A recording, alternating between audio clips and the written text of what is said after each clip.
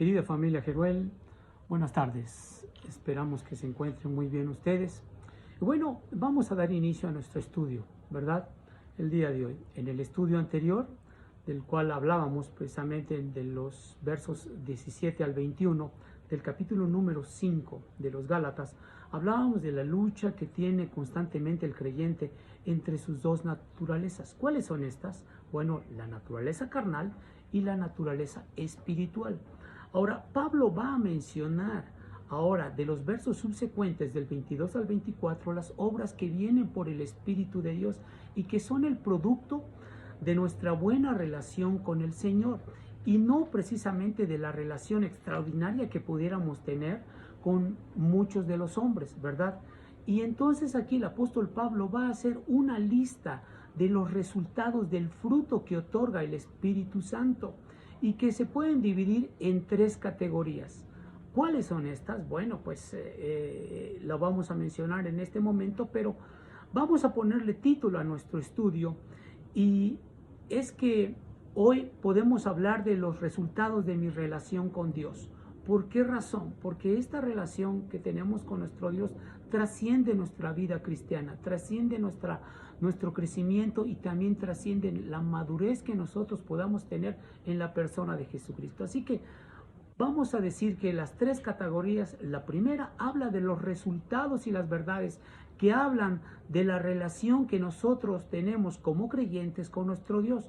La segunda categoría va a hablar de los resultados y las virtudes del creyente en relación con su prójimo.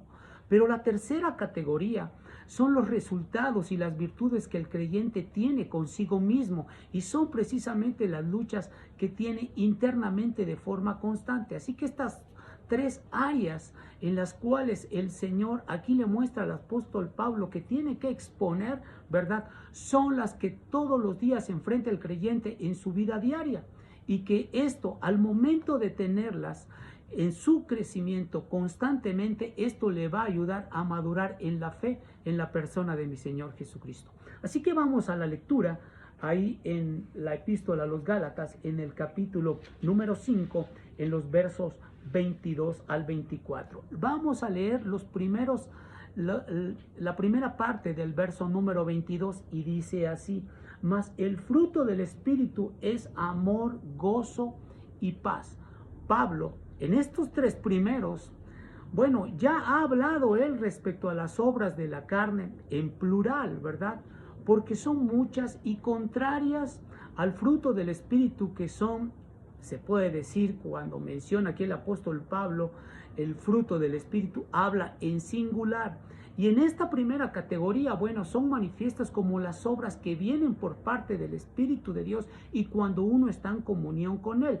Pero porque el mismo Espíritu de Dios, pues da evidencia de la llenura del Espíritu Santo en el corazón del creyente. Entonces aquí el apóstol Pablo en el verso 22 identifica este fruto como un racimo de uvas, donde todos los frutos o donde todo este resultado son parte de una sola unidad y todas dan evidencia de que deben de estar en unidad en la vida y en el corazón del creyente, aunque no todas crezcan de forma uniforme y todas juntas a la vez, porque a veces como personas nos cuesta trabajo, a algunos les cuesta más trabajo el dominio propio, a otros les cuesta más trabajo tener paciencia, a otros le cuesta más trabajo tener amor, pero en sí todas estas se van desarrollando juntas. Ahora, también hay que considerar, ¿verdad?, que el fruto es el resultado final o el producto terminado de una planta, de cualquier planta. El fruto es el producto terminado, es a lo que a fin de cuentas el objetivo completo de una planta tiene que llegar. Y vean ustedes cómo es que mi Señor Jesucristo en el capítulo 15 del Evangelio de Juan menciona magistralmente este fruto y dice la Escritura en Juan 15, versos del 1 al 5. Y dice así: yo soy la vid verdadera y mi Padre es el labrador. Hablando precisamente de que el Padre en el cielo es aquel que está procurando también el crecimiento. Jesús es aquel árbol que otorga la bendición de poder estar adherido directamente a esta vid, que es la sabiduría, esta gracia, esta misericordia, pero sobre todo al amor de Dios. Y dice luego, todo pámpano que en mí no lleva fruto, hablando de nosotros como creyentes, lo quitará. Y todo aquel que lleva fruto, lo limpiará para que lleve más fruto. O sea que constantemente nosotros, al momento de estar adheridos a mi Señor y Salvador Jesucristo, vamos a ser limpiados y en algún sentido santificados de forma constante, ¿verdad? Y dice luego el verso 3, ya vosotros estáis limpios por la palabra que os he hablado.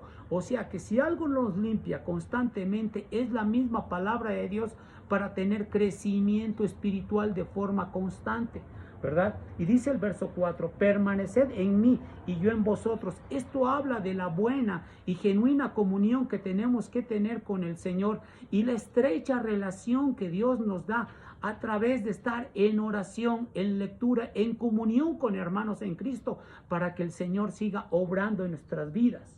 Dice así, como el pámpano no puede llevar fruto por sí mismo, o sea que por nosotros mismos no alcanzaríamos una calidad espiritual óptima, sino que necesitamos estar adheridos a esta vid verdadera que es mi Señor Jesucristo. Es necesario estar constantemente en comunión con Él.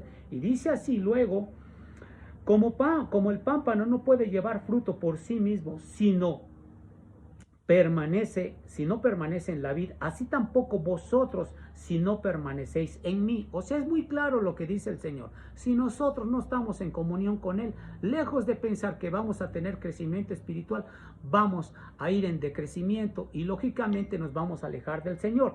Dice por último el verso 5, yo soy la vid, vosotros los pámpanos, el que permanece en mí y yo en él, él lleva mucho fruto, porque separados de mí nada podéis hacer. O sea que no hay una capacidad en el ser humano como para poder acercarse a Dios y buscar la santidad, sino que es necesario estar adheridos en comunión con el Señor para que nosotros alcancemos una calidad espiritual óptima, genuina, y que le podamos dar gloria al Señor. Amén. Ahora sí, viene el primer resultado de las verdades, ¿verdad? De la relación del creyente con Dios. El verso 22 menciona estos tres, más el fruto, ¿verdad? Del Espíritu es amor, gozo y paz. Y vamos a ir una vez más a la epístola a los Gálatas en el capítulo 5, verso 22. Y hablamos precisamente de este primer fruto, que es el amor. ¿Qué es el amor en sí? Es el fundamento principal para las demás virtudes, o sea, es el cimiento o es la plataforma para que el amor no egoísta, ¿verdad?, de mi Señor y Salvador Jesucristo, y que Él vino a morir por la humanidad, también se ha permeado a nuestro propio corazón. Y este debe de ser el amor que el creyente debe de manifestar de forma constante. ¿Por qué? Porque está lleno del Espíritu de Dios, y esto provoca en el creyente tener nuevas actitudes, nuevas conductas y nuevas acciones para gloria de su nombre. La segunda dice gozo, ¿verdad? El gozo es el gozo interno y permanente prometido para aquellos que permanecen en Jesucristo. O sea que podemos estar en una circunstancia muy adversa, pudiéramos estar preocupados, pudiéramos tener apuros económicos, pero cuando está Cristo en nuestro corazón nos ayuda a poder no tener luchas, sino por el contrario, tener un gozo en nuestro corazón, sabiendo que Jesús, teniéndolo de nuestro lado, nos va a ayudar a salir victoriosos de cualquier circunstancia. Y entonces no debiera de haber circunstancias humanas que pueda quitarnos el gozo, excepto cuando en su momento, ¿verdad?, se le permite a Satanás que sea arrebatado este gozo en nuestro propio corazón. ¿Para qué? Para que en su momento pudiéramos ser probados y mostrar qué fe tenemos ante Él, y sobre todo por ello es que vienen las pruebas a la vida del cristiano. ¿Por qué? Porque es necesario que nosotros probemos nuestro genuino amor y fe a la persona de Jesucristo. Y el tercero habla de la paz, ¿verdad? Esta paz, esta tranquilidad que viene de la relación que tenemos con mi Señor Jesucristo. Ahora, podemos decir que la paz no es la ausencia de los problemas, sino es la quietud en medio de todos esos problemas. Así que la paz que solamente puede dar Dios, y que antes de esto estábamos en guerra con el Señor, no son las circunstancias externas y no tener problemas, sino que es una paz que Dios otorga en lo espiritual para que nosotros sepamos sortearlas de forma constante, sabiendo que Dios está por nosotros y para nosotros. Entonces podemos ver en este primer bloque o en esta primera categoría de amor, gozo y paz, que estos son parte del fruto y el resultado de la buena comunión con el Señor. Amén. El segundo resultado, mis queridos hermanos, son las virtudes de la relación del creyente con su prójimo. Las virtudes de la relación del creyente con su prójimo. Por ello es que dice el verso 22, la segunda parte, ¿verdad? Ya después de haber dicho amor, gozo y paz, ahora dice paciencia, benignidad y bondad. ¿Qué es la paciencia?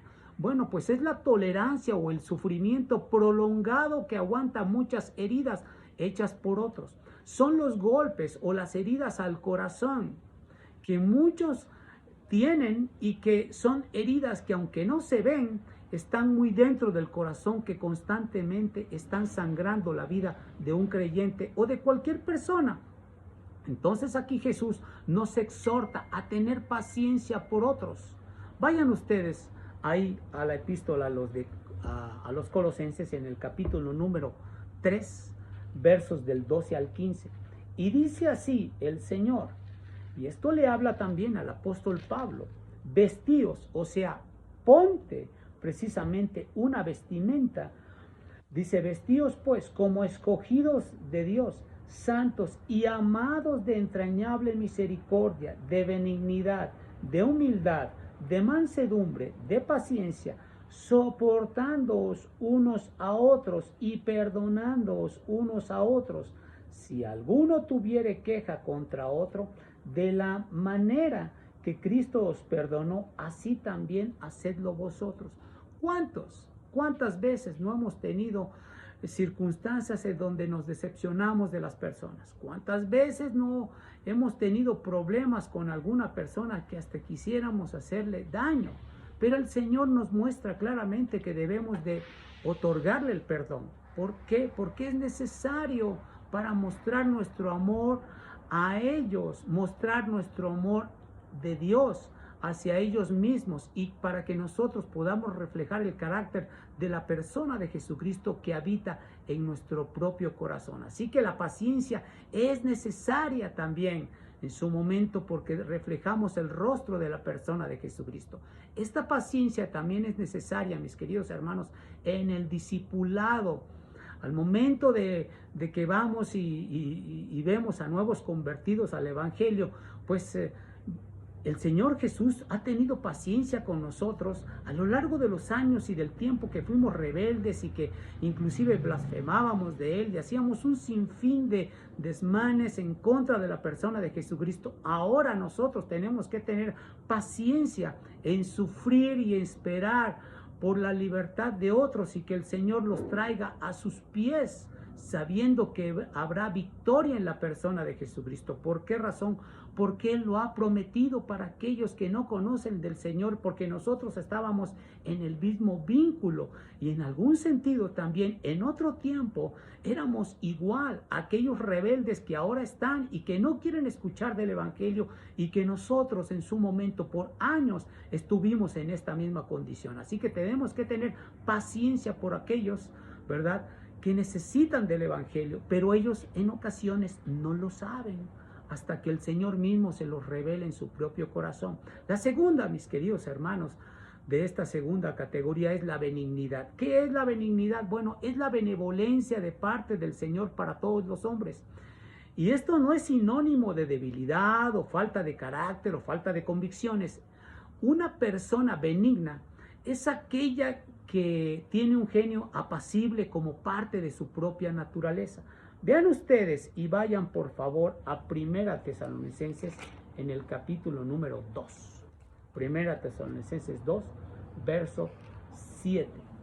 Y dice la escritura así, y habla del apóstol Pablo, cuando iba a evangelizar, cuando iba a discipular, cuando iba a darles crecimiento y estudios bíblicos a los hermanos de esa parte, ¿verdad? De la Macedonia, donde estaba Tesalónica, Berea, ¿verdad?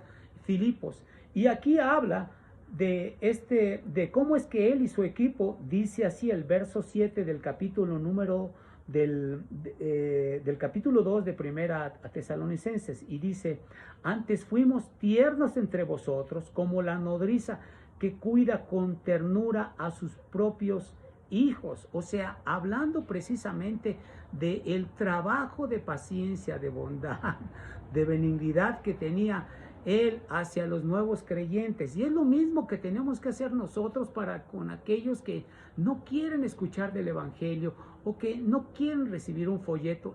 Tú les tienes que seguir hablando del evangelio con amor. Dice luego el verso 8: tan grande es vuestro afecto por vosotros que hubiéramos querido entregaros no solo el evangelio de Dios, sino también nuestras propias vidas, porque habéis llegado a ser muy queridos. ¿Qué fue lo en que entregó mi Señor Jesucristo en pro de amor por nosotros? Su propia vida, fue crucificado. Y nosotros en su momento tenemos que dar mucho de nuestra vida para que la gente pueda conocer a la persona de Jesucristo a través del amor de Dios que nosotros mismos estamos mostrando a nuestro prójimo, ¿verdad? Entonces aquí vemos cómo es que esta benignidad debe de ser una benevolencia dada y parte del fruto que el Espíritu Santo está mostrándonos en el corazón. Así que debemos de ser siempre benévolos para con los demás, ¿verdad? La tercera de esta segunda categoría es la bondad. Y la bondad tiene dos significados, mis queridos y amados hermanos. Primero, ser justo en el alma, o sea, lo que sentimos debemos de decir: soy justo, lo que estoy haciendo es verdaderamente una justicia de parte del Señor, o estoy siendo injusto y estoy siendo ventajista. Esto es lo que le revela al creyente Dios mismo a través de su Espíritu Santo. Y el segundo significado es la acción que impulsa a hacer el bien a otros sin que ellos mismos se lo merezcan, y es hacer el bien mientras tengamos la oportunidad de hacerlo. O sea que si en su momento tú tienes una oportunidad de hacer el bien y no lo haces, posiblemente, como dice la Escritura, te es pecado, ¿verdad? Pero si tienes la oportunidad, haz el bien. Si te dan más del cambio, cuando pagas algo, haz el bien y entrega el cambio, ¿sí? No te sientas que estás sorprendiendo a la persona y te va a dar de más. Confía en el Señor, que el Señor posiblemente te lo multiplique. ¿Por qué? Porque fuiste bondadoso. Si alguien te pide, dale, ¿verdad? Lo que puedas darle, pero que se vea un corazón bondadoso. Esto es muy importante. Y esto hay que hacerlo especialmente a los de la familia de la fe, como dice precisamente en el capítulo 6, aquí mismo, ¿verdad? Dale vuelta a la hoja en el capítulo 6, verso 10, y dice: así que según tengamos oportunidad, hagamos bien a todos y mayormente a los de la familia de la fe. O sea, está diciendo el Señor: tienes oportunidad de hacer el bien, hazlo. Y si aún tienes a un creyente frente a ti, haz mejor el bien, más bien para él que para contigo. Esto es muy importante. Ahora, viene la tercera categoría, mis queridos hermanos, y es el resultado de las virtudes de la relación del creyente consigo mismo. O sea, las luchas que tenemos nosotros internas y que nadie ve, pero que sin embargo nosotros mismos sí sabemos, y sabemos hasta dónde nosotros podemos llegar a ser a veces tentados, a veces frustrados por alguna acción de otras personas, pero son luchas internas que provocan inclusive o alejarnos del Señor o acercarnos más a Él a través de la fe que tenemos en Él. Y eso es lo que dice el verso número 23, ¿verdad? Dice ahí, la última parte del verso 22 dice: fe, mansedumbre y templanza.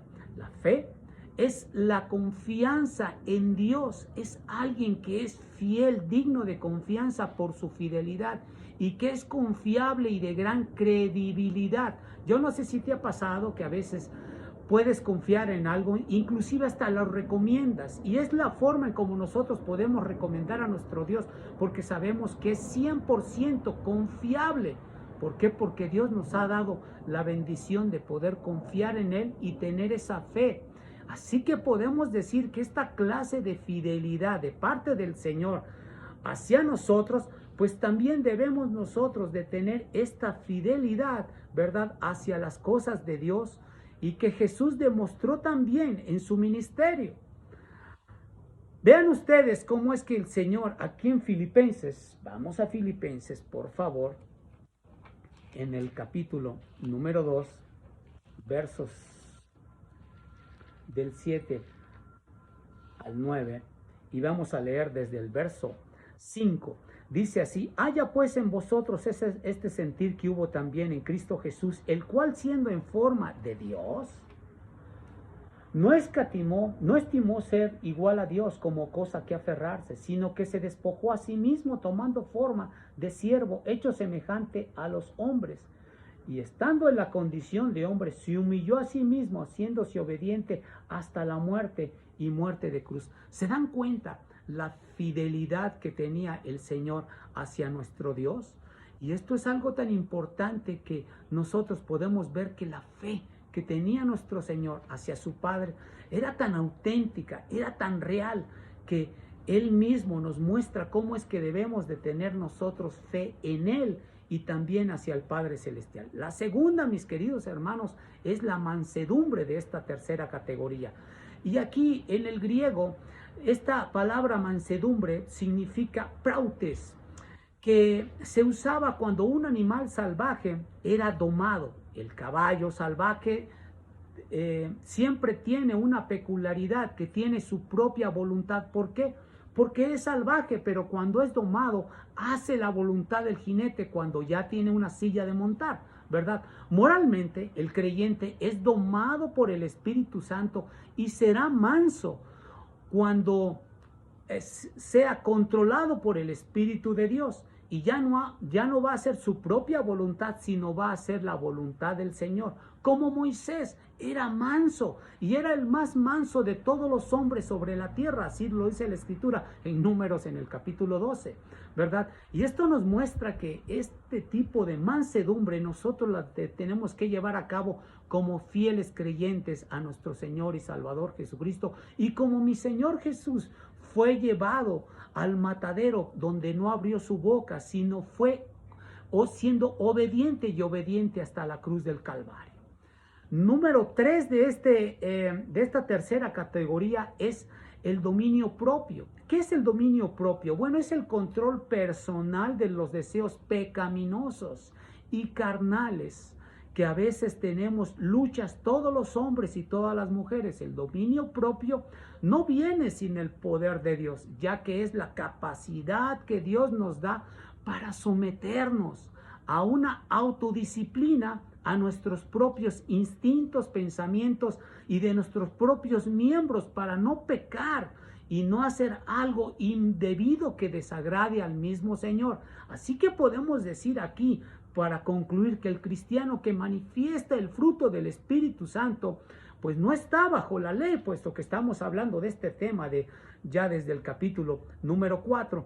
No está bajo la ley, porque la ley no tiene nada que ver con estas virtudes que son buenas y son perfectas como para llevar una vida fiel como creyentes. Entonces, pudiéramos decir que todas estas virtudes no son reguladas por la ley, como dice claramente el mismo verso, ¿verdad?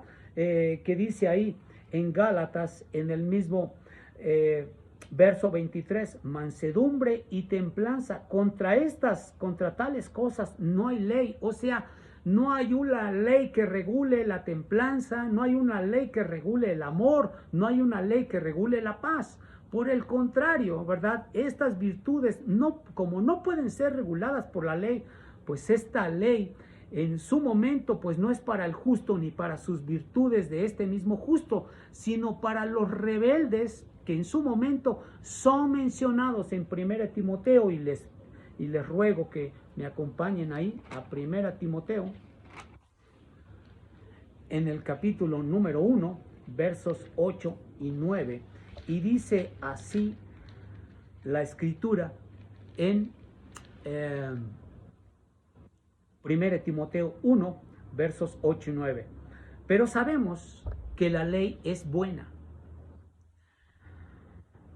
si uno la usa legítimamente, conociendo esto, que la ley no fue dada para el justo, sino para los transgresores y desobedientes, para los impíos y pecadores, para los irreverentes y profanos, para los parricidas y matricidas, para los homicidas, para los fornicarios, para los sodomitas, para los secuestradores, para los mentirosos y pérjuros, y para cuanto se oponga a la sana doctrina, según el glorioso evangelio del Dios bendito que a mí me ha sido encomendado. O sea, ¿qué es esto lo que está diciendo? Bueno, el apóstol menciona 14 clases de transgresores de la ley. Ahora, el verso número 24 y por último dice, para los que son de Cristo, dice, para los que son de Cristo han crucificado la carne con sus pasiones y deseos. Por último, mis queridos hermanos, los creyentes que llevan una vida de obediencia en Jesucristo tienen la firme responsabilidad de no seguir las inclinaciones de sus miembros y de su naturaleza carnal, porque ellos han crucificado su propia carne. Ahora, al momento de decir aquí el apóstol Pablo que han crucificado su carne, significa que aquellos que han crucificado su carne, esto se puede decir que han matado o han ejecutado algo en su propio corazón, en su propia vida o en sus propios deseos. O entonces se puede decir que las pasiones y los deseos que hay en nuestra propia carne, antes de conocer a Jesús, las teníamos, pero ahora han sido ejecutadas y han sido muertas al momento de llegar a los pies de mi Señor Jesucristo, en el sentido de que ya no tienen dominio para esclavizarnos a nosotros como creyentes y zarandearnos como antes lo hacían antes de que llegáramos a los pies de Cristo. Y esto no quiere decir que los deseos carnales han muerto del todo, ¿verdad? Sino que la crucifixión de la carne en nuestro corazón y la comunión con nuestro Dios y vivir bajo el fruto del Espíritu Santo nos lleva a tener victoria para poder vivir en el poder del Espíritu Santo. Cuídense mucho, mis queridos hermanos. Esta es nuestra enseñanza del día de hoy. Que el Señor nos bendiga, que nos guarde y que nos ayude a vivir una vida llena de victoria, y que sigamos llevando el resultado de nuestra relación con Dios, viviendo siempre la victoria de mi Señor y Salvador Jesucristo, crucificando nuestra carne, pero viviendo en el Espíritu y sobre todo por los frutos del Espíritu de nuestro Dios. Dios nos bendiga. Oremos a nuestro Dios. Padre, queremos darte las gracias, Señor Dios, porque nos permites estudiar tu palabra, nos permites escudriñarla, nos permites el poder conocer mucho del carácter que tiene que tener el cristiano para poder llevar una vida fiel delante de ti como creyentes genuinos en la persona de Jesucristo.